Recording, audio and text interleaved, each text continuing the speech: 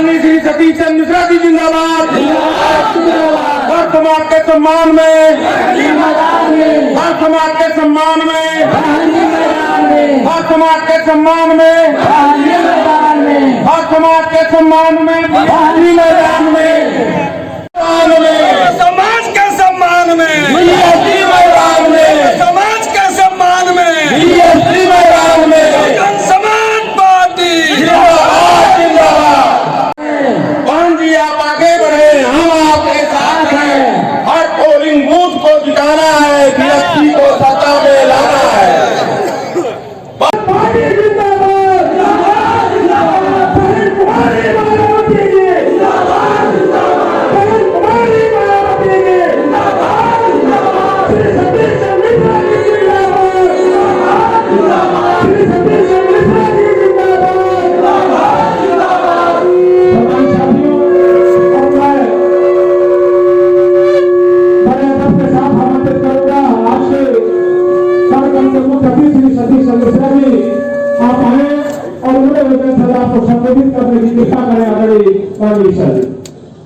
मंच पर उपस्थित बहुजन समाज पार्टी के सभी सम्मानित सदस्यगण, श्री अशोक कुमार गौतम जी मुख्य सेक्टर प्रभारी, कई मंडलों के मुख्य सेक्टर प्रभारी, श्री पन्नालाल जी मुख्य सेक्टर प्रभारी, श्री निशांत कुशवाहा मुख्य सेक्टर प्रभारी, श्री नंदलाल पांडे, श्री अशोक चौबे, श्री राम अवतार चौहान, श्री राकेश उपाध्याय, श्री जितेंद्र शाह, श्री सत्यांश मिश्रा, श्री सतीश पांडे, श्री अनूप पांडे, श्री उमीन खान और शुक्ला जी जिन्होंने अभी उपाध्यक्ष हैं बार एसोसिएशन के, बहुजन समाज पार्टी की सदस्यता ग्रहण करी तथा यहाँ पर उपस्थित इतनी बड़ी संख्या में माताएं बहनें, हमारे बहुजन समाज पार्टी के सभी समर्थक और मीडिया के साथियों, भाइयों, आज हम लोग यहाँ पर किस लिए एकत्रित हुए? हम लोग इसलिए एकत्रित हुए, परसों मतदान, और मतदान किसके पक्ष में? मतदान बहुजन समाज पार्टी की सरकार उत्तर प्रदेश में बनना निश्चित हो गई। जिस तरह से 6 चरणों में मतदान पड़ा है उत्तर प्रदेश में, ये निश्चित हो गया है कि बहुजन समाज पार्टी की 5वीं बार बहन मायावती जी मुख्यमंत्री बनने जा रही है और पूर्ण बहुमत की सरकार उत्तर प्रदेश में बनने जा रही है। लेकिन हम ये चाहते हैं और हमारी दिली इच्छा ये है कि ओबरा, सोनभद्र में ओबरा जो है, यहाँ से श्री बहन मायावती जी ने श्री सुभाष करवार जी को अपना आशीर्वाद दे करके आपके बीच में आपका आशीर्वाद लेने के लिए इसलिए भेजा है क्योंकि आप इनको जिता करके भेजेंगे। जब आप जिता करके भेजेंगे तो ये आपकी समस्याओं को अपनी समस्या मानते हुए ये विधानसभा में बैठ करके आपके लिए कार्य करने का काम करेंगे। और इनकी बातें आपने सुनी, हमने भी सुनी। इन्होंने जो बातें बताई, जो इनके दिल में इच्छा है, जो इनकी सोच है, हमको दूसरी बैठक में जाना है, उसके बाद एक और है, समय 5 बजे तक का है। हमारे कुछ साथी लोग कह रहे थे कि हम अनुरोध कर लें कि काम में बोल, लेकिन बोल रहे थे, हमने अपने साथियों को रोक दिया। हमने कहा इतनी दिल से बोल रहे हैं, अपने विधानसभा के लिए बोल रहे हैं, अपने क्षेत्रवासियों के लिए बोल रहे हैं, जो इनके दिल में इच्छा है यहाँ करने की, कर गुजरने की, वो बोल रहे हैं। और ये सुन करके हमें बहुत ही प्रसन्नता हुई। और ये बात, या इनकी जो बातें हैं, निश्चित रूप से आज तो आखिरी दिन है। हम तो 23 जुलाई से पूरे उत्तर प्रदेश में आपके क्षेत्र में एक बार आ चुके हैं, 2 बार आ चुके हैं, लेकिन ये तीसरी बार आ रहे हैं। इस जगह नहीं आए, अलग अलग जगह पे आए, पर इनकी जो इनकी सोच है, जो इन्होंने बातें कही है और जो ये करना चाहते हैं, आज निश्चित रूप से कल तक हम इन सारी बातों को अपनी पार्टी की मुखिया और हमारी पार्टी की नेता बहन मायावती जी को बता चुके होंगे। इसलिए क्योंकि 4 दिन बाद वो मुख्यमंत्री बनने जा रहे हैं और 4 दिन बाद मुख्यमंत्री बनने जा रहे हैं, तो उनको इस बात का यहाँ, हालांकि उनसे कुछ छुपा नहीं है, इस पूरे क्षेत्र का, इस क्षेत्र का भूगोल हो, चाहे क्षेत्र की समस्याएं हो, इस क्षेत्र की जो भी चीज है, हमारी पार्टी के नेता को एक एक चीज मालूम है। और तभी आपने देखा जब 2007 से 12 की सरकार थी, तो बहन मायावती जी ने किस तरीके से इस पूरे, खाली इस दुधी को नहीं, पूरे सोनभद्र को उन्होंने यहाँ पर उद्योग बढ़ाने का काम, यही का जो यहाँ पर उद्योग जो खनन होता है उसका इस्तेमाल उत्तर प्रदेश में हो, यहाँ का पैसा यहाँ के लोगों को मिले और यहीं पर उसका आगे चल के बढ़ाते हुए चीजें बढ़ाने का काम हो, डेवलपमेंट हो। उन्होंने हर चीज की योजना बनाई। उन्होंने लोगों को सुरक्षा, ये एक ऐसा क्षेत्र था जहां कहा जाता था कि अरे ये तो नक्सलियों का क्षेत्र हो गया, यहाँ पर कोई जा नहीं सकता, यहाँ पर कैसे कोई रात गुजारेगा, शाम को नहीं जा सकता।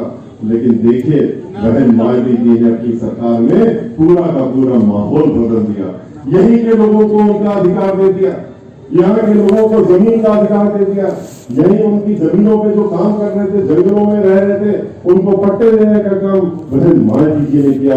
उनको वहां का मालिक बनाने का काम किया और चौतरफा विकास करने का काम किया, जिनका नाम हम इसलिए लेना चाहेंगे क्योंकि हमारे साथी श्री खरवार जी ने बहुत विस्तार से बहुत सी चीजें बताई है, ज्यादा इसमें नहीं बता सकते, ना वो ना हम, तो समय इतना कम।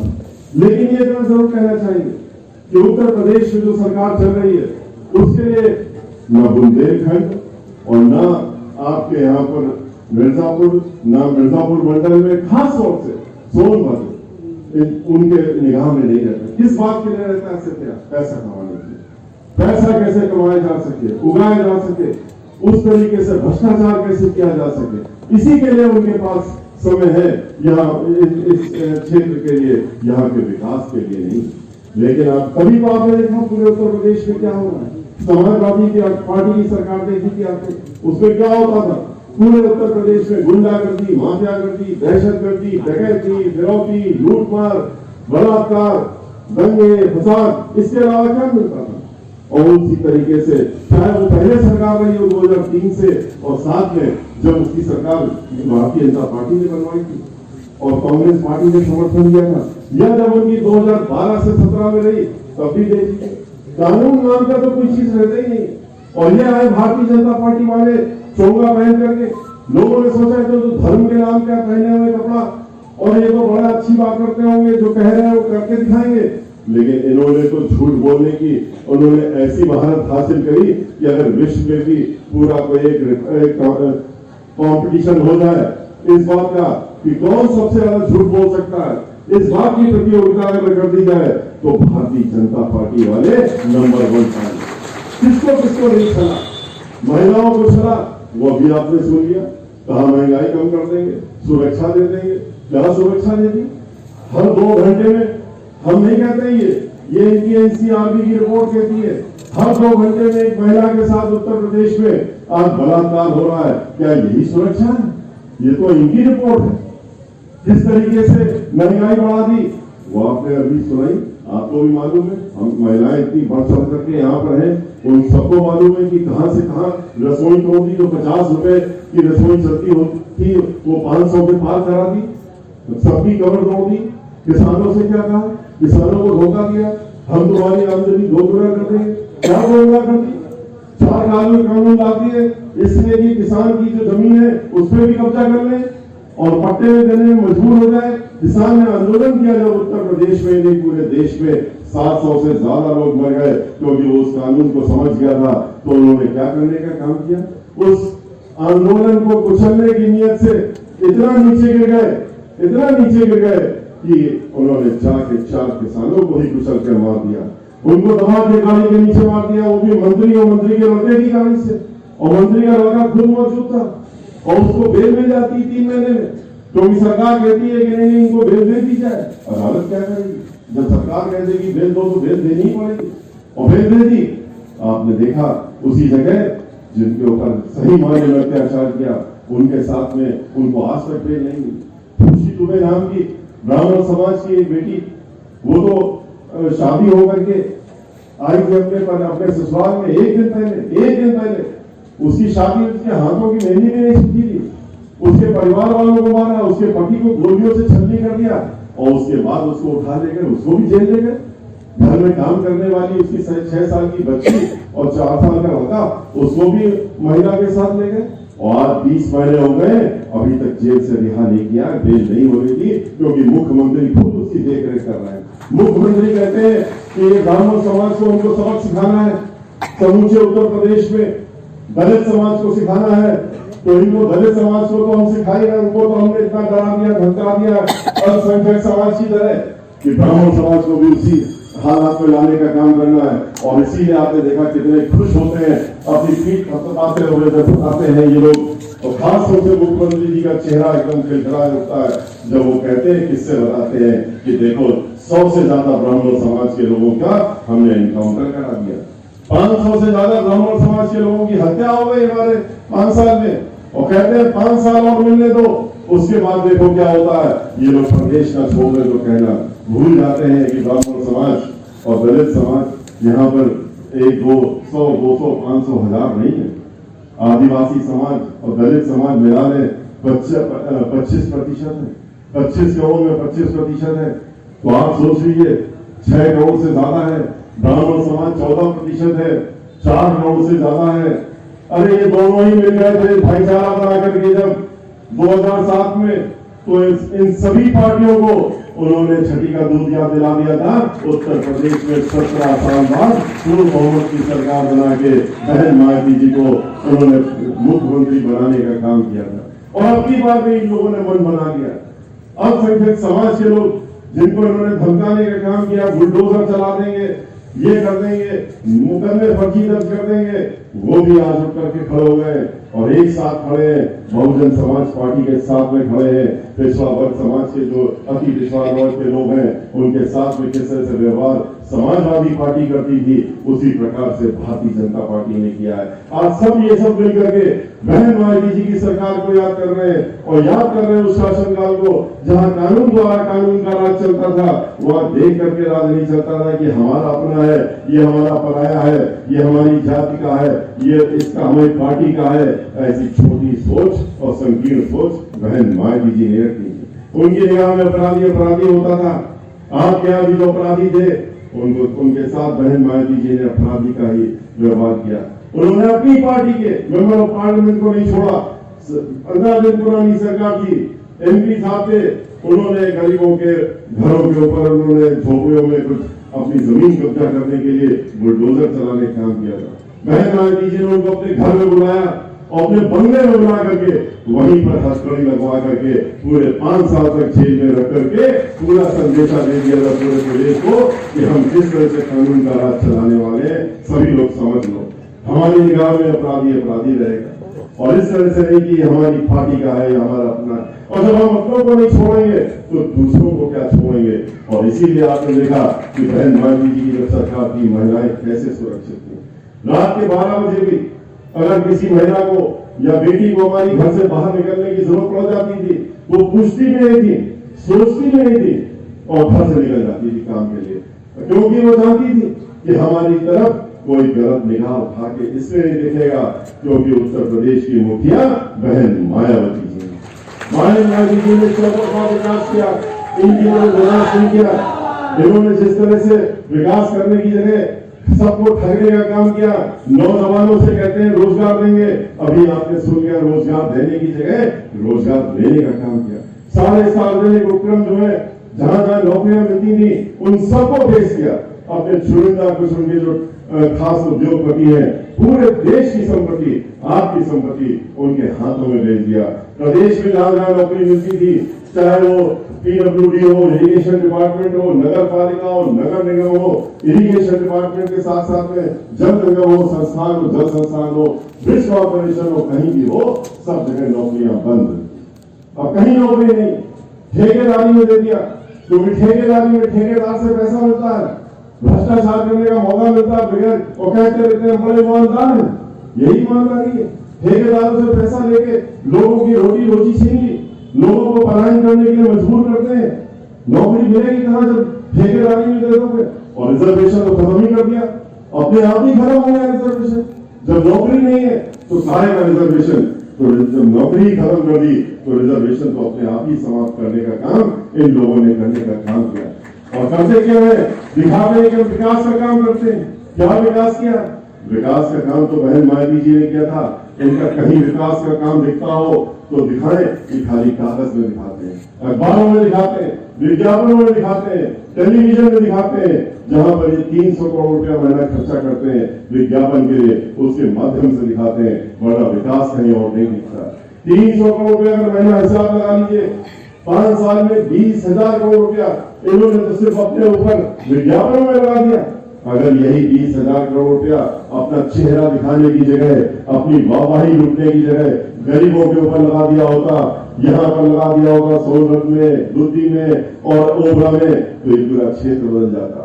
लोगों के बच्चों के स्कूलों में सवा खाना नहीं मिलता, अस्पतालों में ऑक्सीजन मिलती, डॉक्टर मिलते, दवाइयां मिलती, और जो लाखों लाख लोग मर गए कोरोना में, जिनको की जिन पलायन करना पड़ गया था, दूसरे प्रदेशों में पलायन करके जाना पड़ा, वो दृश्य हम लोगों ने भी देखा और किसी सबने देखा किस तरीके से 400-400 किलोमीटर और 500-500 किलोमीटर चलती हुई महिलाएं, औरतें, लड़के, आदमी, और कैसे अपने बच्चों को, छोटे छोटे बच्चों को गोदी में लगे हुए 400-400 किलोमीटर चलते चले आ रहे थे, पैदल चल के आ रहे थे, सूटकेस में बांध करके घसीटते हुए चले आ रहे थे। वो भी लोगों ने देखने काम किया, लेकिन हमारे मुख्यमंत्री को ये सब नहीं दिखा, हमारी सरकार को ये सब नहीं दिखा।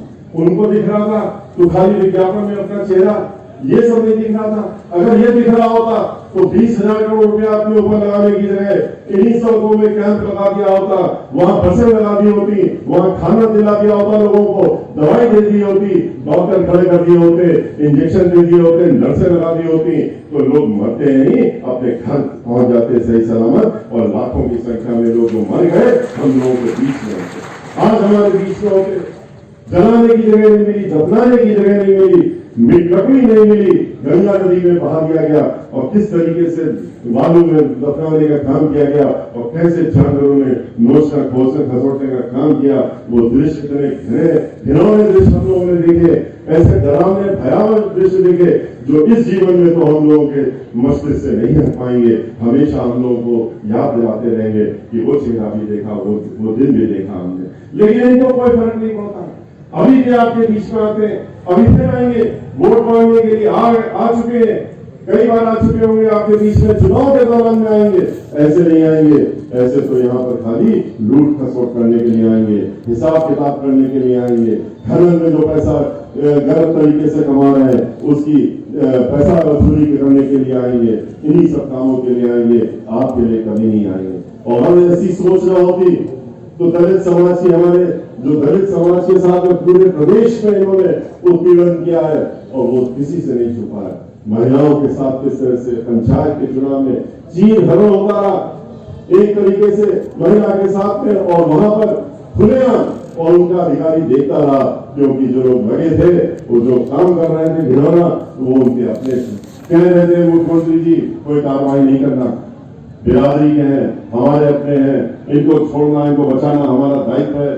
इसी तरीके से हाथरस में आप करिए, हाथरस में क्या हुआ था, हाथरस में दलित समाज की एक बेटी के साथ में पहले बलात्कार होता है, और बलात्कार होने के बाद में जब उसकी मृत्यु हो जाती है तो उसके बाद उसका मृत्यु शरीर भी उसके परिवार वालों को देने नहीं देते मुख्यमंत्री जी। खुद बैठ जाते हैं टेलीविजन के सामने, खुद बैठ जाते हैं कंप्यूटर के सामने, वहां के जिलाधिकारी को कहते हैं और अपनी तस्वीर भी खिंचवाते हैं कि देखो हम देख रहे हैं, सारा दृश्य देख रहे हैं, और जिलाधिकारी से कहते हैं कि तुम खड़े रहो वहीं पर और हमारे निर्देश जो मिल रहे हैं उसका पालन करो। क्या निर्देश दिए उन्होंने? निर्देश यही दिए कि इसके मृत शरीर को, इसकी मां रो रही है, इसके परिवार वाले लोग हैं, सब देख रहे हैं, देना नहीं उनको, क्योंकि इसमें जो मुलजिम है वो हमारे अपने, हमारी बिरादरी के, हमें उनको बचाना है, हमारा ये दायित्व है।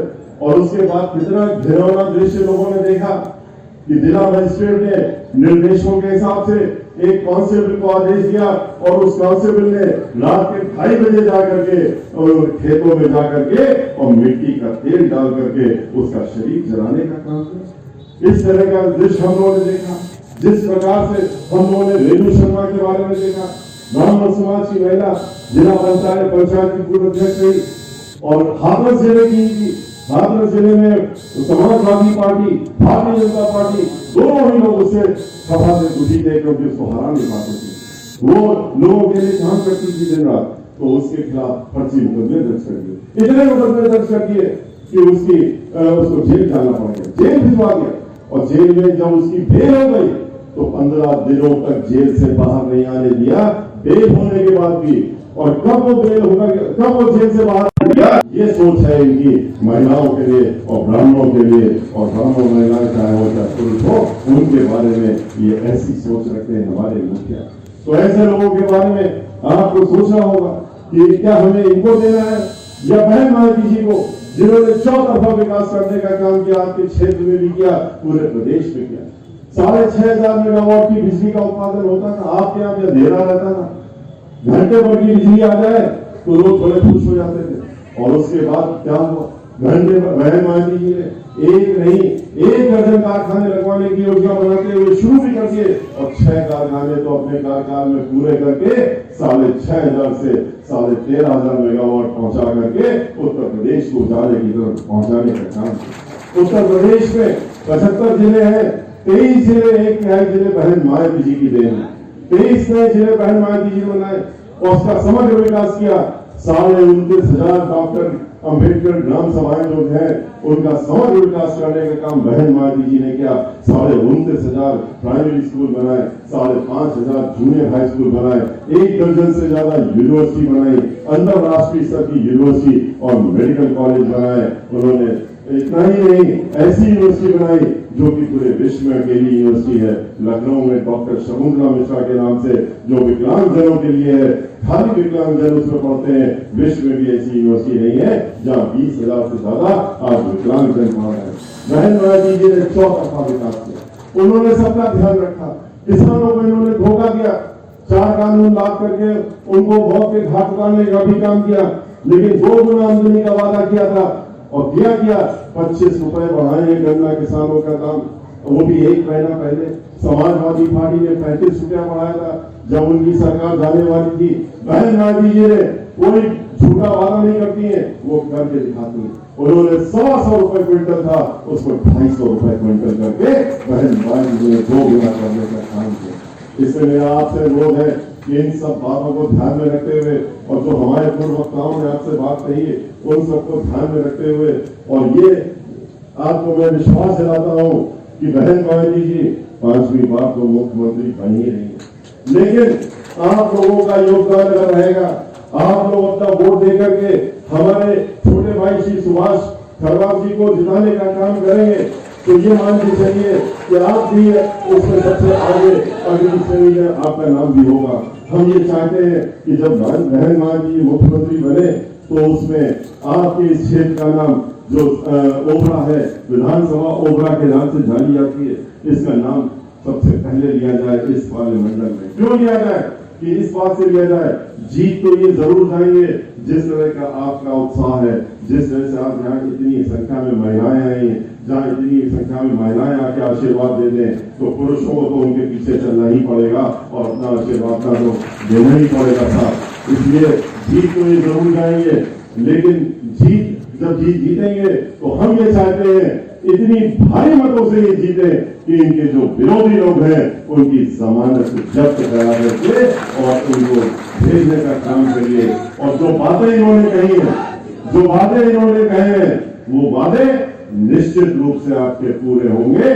बहन मायावती जी जब 5वीं बार मुख्यमंत्री बनेंगी तो वो सारी चीजें जो उनके मन में है, जो इन्होंने कही भी है और जो नहीं भी कही है, जो इस क्षेत्र की और भी समस्याएं हैं, वो हम लोगों को मालूम है, हम लोग जानते हैं। जो आज क्षेत्र को पिछड़ापन कराने का काम किया इन्होंने, उन सबको लेकर के और विकास करके आप लोगों के क्षेत्र को प्रदेश में सबसे अग्रणी स्तर पर पहुंचाने की जिम्मेदारी हम लोगों की होगी, बहुजन समाज पार्टी की होगी। और हम इसी के साथ में आपसे फिर से अनुरोध करते हुए कि 7 तारीख को आप लोग अपना मतदान सुबह लाइन लगा करके सबसे पहले देने का काम करिएगा। बाकी दिनचर्या जैसे आपसे खरवास जी ने कहा उसके बाद करने का काम करिएगा। और हाथी के निशान के सामने इतनी तेजी से बटन दबाइएगा कि उसकी हाथी की चिंगार पूरे परिसर में सुनाई दे, लोगों को मालूम हो जाए कि हाथी जो 10 फरवरी को चला था, जब पहले दिन मतदान हुआ पहला मतदान हुआ, उसके बाद से वो तेज रफ्तार के साथ में चलता हुआ छठे को पार करते हुए 7वें में आ गया है और यहां से जाकर के अब लखनऊ में ही रुकने का काम करेगा और 10 तारीख को बहन मायावती जी को वहां का मुख्यमंत्री बनने के बाद ही वो विराम करने का काम करेगा। इसी के साथ ये एक बात और आपसे कहना चाहूंगा कि आप ये ध्यान रखिएगा, जब वोट डालने जाइएगा तो 2 मशीनें वहां होंगी, एक बड़ी मशीन है, एक छोटी मशीन होगी। बड़ी मशीन में आपको हाथी का निशान भी दिखेगा, खरवान जी का नाम भी दिखेगा, उसी के सामने हाथी का निशान होगा। आप उसको अंगूठे से तेजी से दबाइएगा और तब तक दबा के रखिएगा जब तक बगल में एक छोटी मशीन होगी उसमें बत्ती न जल जाए, उसमें आप नाम न पढ़ लें, फिर से खरवार जी का हाथी का निशान न देख लें और घंटी बजने के बाद एक घंटी बजेगी, पर्ची कट करके नीचे न गिर जाए, तब समझिएगा आपका वोट पड़ गया। और वरना फिर वहां के अधिकारी को बुला करके अंगूठा दबाए अपनी कंप्लेंट लिखाइएगा और कहिएगा तो दोबारा उसको वोट डालना पड़ेगा। अगर अंगूठा हटा लेंगे तो फिर वोट नहीं पड़ पाएगा और गलत वोट पड़ जाएगा। इसी के साथ मैं आपसे विदा लेता हूं। जय भीम, जय भारत, जय भारत।